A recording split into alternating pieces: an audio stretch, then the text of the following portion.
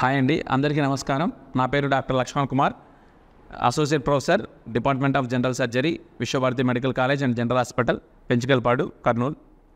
ఈరోజు మన topic surgical emergencies.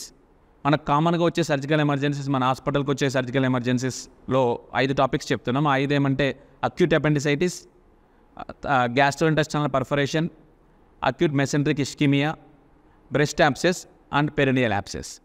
Acute appendicitis అనేది ఒక సర్జికల్ ఎమర్జెన్సీ కండిషన్.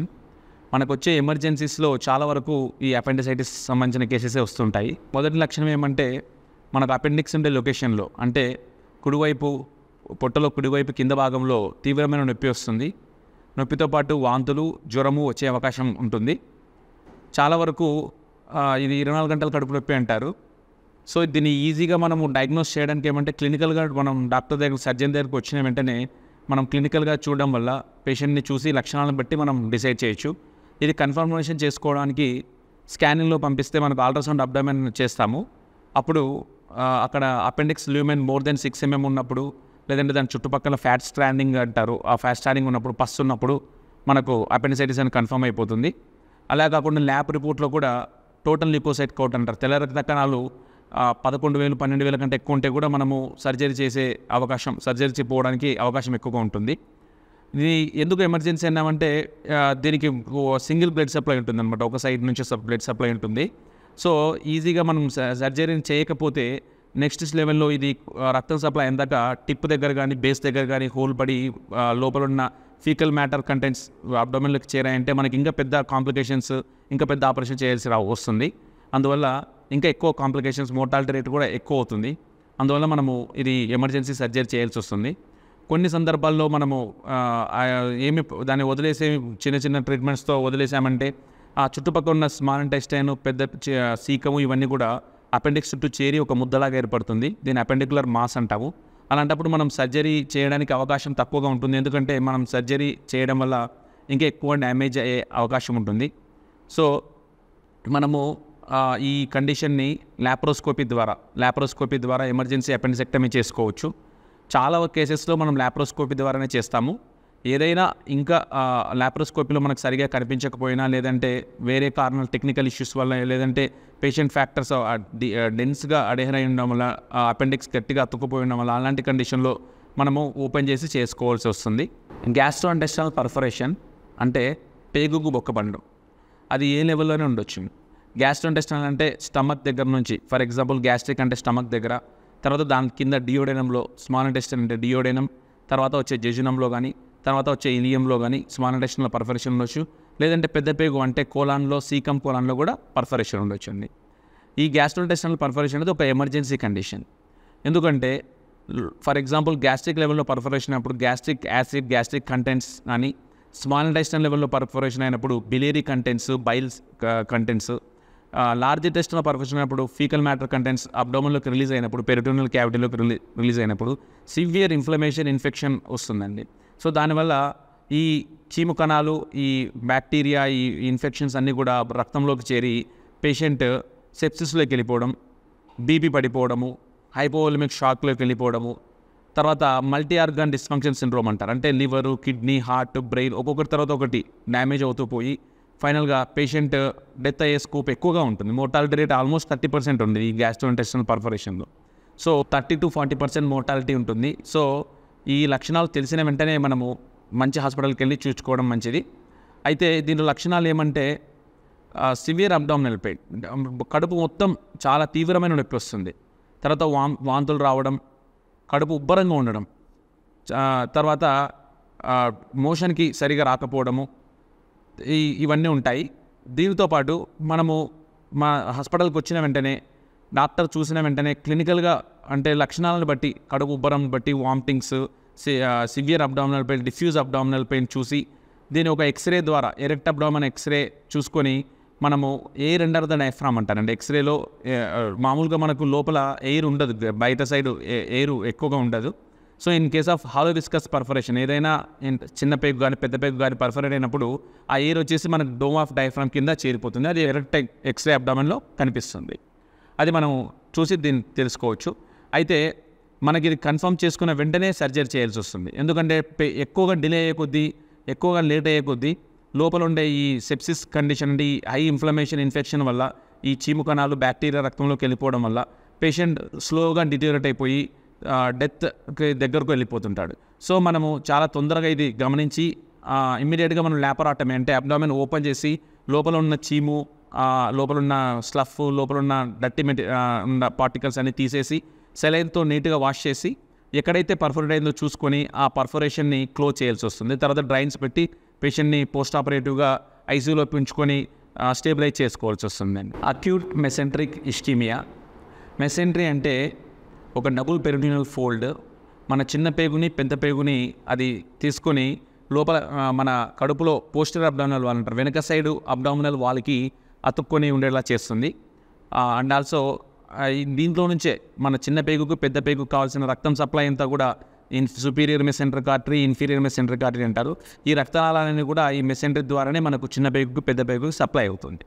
అయితే రకరకాల కారణాల చేత, అంటే ఫర్ ఎగ్జాంపుల్ ఏదైనా పెనిట్రేటింగ్ ఇంజరీ, ఏదైనా స్టాబ్ ఇంజరీ, కత్తితో పొడుచుకొని ఏదైనా గొడవల్లో పొడుచుకోవడం వల్ల కానీ, లేదంటే రోడ్ ట్రాఫిక్ యాక్సిడెంట్ అప్పుడు కానీ, లేదంటే బిల్డింగ్స్ కన్స్ట్రక్షన్ వర్కర్స్ రాడ్స్ సంబంధించిన వర్క్ చేసేటప్పుడు కానీ, ఈ పెనిట్రేటింగ్ ఇంజరీస్లో ఈ ఆర్టరీస్ వెజల్స్ డ్యామేజ్ అవ్వడం వల్ల బ్లడ్ సప్లై తగ్గిపోవచ్చు. లేదంటే ఇంటెస్టైనల్స్ సప్లై చేసే ఆర్టరీస్లో రక్తం గడ్డగట్టడం వల్ల కానీ, బయటికి రక్తంని పైకి తీసుకెళ్లే పోర్టల్ వీనికి సంబంధించిన దానిలో రక్తం గడ్డడం వల్ల కానీ ఈ పేగులకు బ్లడ్ సప్లై తగ్గిపోవచ్చు. లేదంటే ఒక్కోసారి బాడీలో రకరకాల వేరే ఆర్గాన్స్లో, అంటే ఇంటెస్టైన్స్లో కాకుండా వేరే ఆర్గాన్స్లో జరిగిన మార్పుల వల్ల కూడా పేగులకు రక్తం సప్లై తగ్గిపోయి పేషెంట్కి ఇస్కీమియా అంటే పేగులకు బ్లడ్ అందకపోవడం జరగవచ్చు. అయితే ఇది చాలా ఎమర్జెన్సీ కండిషన్. ఈ అబ్డామిన్లో వచ్చే అన్ని రకాల ఎమర్జెన్సీస్లో most dangerous condition. And also దీనికి చాలా తీవ్రమైన నొప్పి ఉంటుంది అనమాట. బయటకు లక్షణాలు తక్కువ ఉంటాయి, కడుపు ఉబ్బరం కానీ వామిటింగ్స్ కానీ ఇవి చాలా తక్కువగా కనిపించవచ్చు. బట్ పెయిన్ చాలా తీవ్రంగా బయట లక్షణాలతో పోల్చుకుంటే నొప్పి చాలా ఎక్కువగా ఉంటుంది. అలాంటప్పుడు మనం ఇది సస్పెక్ట్ చేయొచ్చు. మళ్ళీ దీనికి ఇమీడియట్గా ట్రీట్మెంట్ ఇవ్వడం చాలా అవసరం. అయితే ఇది మనం నీట్గా కరెక్ట్గా డయాగ్నోస్ చేయాలంటే సిటీ యాంజియోగ్రామ్ కానీ ఎంఆర్ఐ యాంజియోగ్రామ్ చేసి ఏ లెవెల్లో అబ్స్ట్రక్షన్ ఉంది, ఎందుకు ఉంది మనం తెలుసుకోవచ్చు. పైన చెప్పిన కారణాలను మనం కనుక్కోవచ్చు. అయితే దీనికి మెయిన్ ట్రీట్మెంట్ ఏమంటే ల్యాపరాటమీ, ఇమీడియట్గా సర్జరీ చేయాలి. ల్యాపరాటమీ అంటే అబ్డామిన్ ఓపెన్ చేసి ఏ లెవెల్లో అబ్స్ట్రక్షన్ ఉంది, ఏమైనా థ్రాంబోసిస్ ఉందా, లేదంటే ఎంబోలిజం ఉందా, లేదంటే ఏమైనా వేరే కట్ అయిపోయి బ్లీడింగ్ అక్కడ రక్తం సప్లై అయిందా చూసుకోవాలి. ఎందుకంటే పేగులకు రక్తం సప్లై ఆగిపోయిందంటే అవి స్లోగా ఇస్కెమియా అంటారు, తర్వాత నెక్రోసిస్ అంటారు, తర్వాత బవెల్ గ్యాంగ్రీన్ అంటారు. సో బవెల్ గ్యాంగ్రీన్ బ్లాక్ అయిపోయి బవెల్స్ వర్క్ చేయకుండా లోపలంతా కుళ్ళిపోయి పేషెంట్కి సెప్సిస్లోకి వెళ్ళిపోయి మల్టీ ఆర్గాన్ డిస్ఫంక్షన్లోకి వెళ్ళిపోయి అన్ని ఆర్గాన్స్ డ్యామేజ్ అయిపోయి చివరిగా పేషెంట్ డెత్ అయ్యే అవకాశం చాలా ఎక్కువ ఉంటుంది. సో మనము దీన్ని ఎంత వీలైతే అంత తొందరగా ఆ కారణాన్ని కనుక్కొని అబ్డామిన్ ఓపెన్ చేసి ల్యాపరాటమీ చేసి ఆ కుళ్ళిపోయిన పేగులంతా తీసేసి మళ్ళీ హెల్తీ కండిషన్ వరకు హెల్తీ బవెల్స్ వల్ని అటాచ్ చేయాల్సి ఉంటుంది. తర్వాత ఆపరేషన్ అయిన తర్వాత పోస్ట్ ఆపరేటివ్గా ఐసీయూ కేర్ ఇచ్చేసి పేషెంట్కి కేర్ఫుల్గా అబ్జర్వ్ చేస్తూ పేషెంట్కి మళ్ళీ ఏమైనా సిమ్టమ్స్ డెవలప్ అవుతుంది మళ్ళీ రీసర్జరీ చేయాల్సి వస్తుంది. లేదంటే స్టేబుల్గా అవుతున్నాడు, రోజుకు ఇంప్రూవ్ అవుతున్నాడు అంటే మనం అదే కండిషన్ని మెయింటైన్ చేసి పేషెంట్ తర్వాత డిశ్చార్జ్ చేయొచ్చు. బ్రెస్ట్ యాబ్సెస్ అంటే రొమ్ములో ఆడవాళ్ళకు చాలా వరకు లాక్టేటింగ్ మదర్స్ అంటే డెలివరీ అయిన తర్వాత పాలిచ్చే సమయంలో ఈ బ్రెస్ట్ యాబ్సెస్ అని వస్తాయి. ఇదేమంటే బాబు యొక్క బాబు యొక్క నోటిలోంచి బ్యాక్టీరియా రివర్స్లో వెళ్ళి తల్లి రొమ్ములోకి వెళ్ళిపోవచ్చు. లేదంటే అక్కడ ఇన్ఫెక్షన్ డెవలప్ అయిపోయి క్రాక్స్ వల్ల కానీ సరిగా హైజీన్ లేకపోవడం వల్ల కానీ బ్రెస్ట్ యాబ్సెస్ రావచ్చు. మనము ఇది ఎలా తెలుస్తుందంటే పేషెంట్ చాలా సివియర్ పెయిన్ చెప్తుంది బ్రెస్ట్లో, రైట్ అయితే రైట్, లెఫ్ట్ అయితే లెఫ్ట్, లేదా రెండు సైడ్లు వస్తే రెండు సైడ్లు సివియర్ పెయిన్, చాలా ఎక్కువ నొప్పి ఉంటుంది, high grade fever, vomitings, fever రావడం, పెయిన్, సివియర్ పెయిన్ ఉండడం తెలుస్తుంది. దీన్ని మనం క్లినికల్గా ఎగ్జామిన్ చేసిన వెంటనే మనకు కంపేర్ టు ఆపోజిట్ బ్రెస్ట్తో పోల్చుకుంటే ఇన్ఫెక్షన్ వచ్చిన బ్రెస్ట్ చాలా సైజ్ ఎక్కువ ఉండడం, రెడ్నెస్ ఉండడం, లోకల్గా టెంపరేచర్ ఎక్కువ ఉండడం, వేడిగా ఉండడం, చాలా సివియర్ పెయిన్, ఫ్లక్చుయేషన్ అంటే పస్సు ఇట్లా పట్టుకుంటున్న వెంటనే మనకు ఫ్లక్చుయేషన్ టెస్ట్ అంటారు, అంటే ఏదో లోపల పస్సు ఉన్నట్టు మనకు తెలిసిపోతుంది. సో దీన్ని ఇంకా మనం కన్ఫర్మ్ చేసుకోవాలంటే అల్ట్రాసౌండ్ స్కానింగ్ చేసుకున్నామంటే దానిలో ఎంత అమౌంట్ పస్సు ఉంది, ఎటు సైడ్ ఉంది, బ్రెస్ట్లో ఏ వైపు ఉంది అనేది కూడా మనకు తెలుస్తుంది. తర్వాత మనం ఇమీడియట్గా blood test, routine blood investigation చేసుకొని ఇమీడియట్గా మనము ఆ యాబ్సెస్ని తీయాల్సి వచ్చేస్తుంది. ఓపెన్ చేసి ఆ పస్సునంతా తీసేసి మళ్ళీ బెటాడిన్ పెరాక్సైడ్తో వాష్ చేసి సెలైన్తో వాష్ చేసుకొని డ్రై పెట్టేసి మనము ఆ పేషెంట్ ట్రీట్ చేయాల్సి వస్తుంది. Perineal abscess. పెరినియల్ యాబ్సెస్ అంటే యానల్ గ్లాండ్స్, అంటే మనకు మోషన్కి వచ్చే దగ్గరలో యానస్ చుట్టూ ఉండే గ్లాండ్స్ ఇన్ఫెక్షన్ వల్ల కానీ, ఆ పక్కన ఉన్న అన్హైజీనిక్ ఉండడం వల్ల కానీ, హెయిర్ యొక్క ఫాలికల్స్ రూట్స్ డ్యామేజ్ అవ్వడం, ఇన్ఫెక్షన్ అవ్వడం వల్ల కూడా రావచ్చు. అయితే ఇది ఎందుకు ఎమర్జెన్సీ కండిషన్ అంటే పేషెంట్ చాలా సివియర్ పెయిన్తో వస్తాడు, చాలా సివియర్ పెయిన్. సో మనము వీలైనంత తొందరగా ఇది క్లినికల్గా మనం చూస్తే తెలిసిపోతుంది.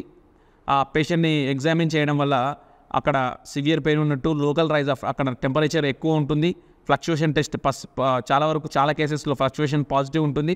మనం క్లినికల్గా డయాగ్నోస్ చేయొచ్చు. మన డయాగ్నోసిస్ కన్ఫర్మ్ చేసుకోవడం కోసం మనం అల్ట్రాసౌండ్ పెరినియం పంపించామంటే అక్కడ మనకి ఎంత అమౌంట్ పస్ ఉంది, ఎడిమా ఉందా లేదా పస్ ఉందా, లేదంటే ఎనీ కమ్యూనికేషన్ విత్ లోపల ఇంటెస్టైన్స్లో ఏమైనా కమ్యూనికేషన్ ఉందా, లేదంటే ఏ ఏ ఏ లొకేషన్లో ఉంది, మనం ఎక్కడ సర్జరీ చేస్తే ఈజీగా మనం పస్ మొత్తం ట్రై చేయొచ్చు, మనకు అల్ట్రాసౌండ్లో తెలుసుకోవచ్చు.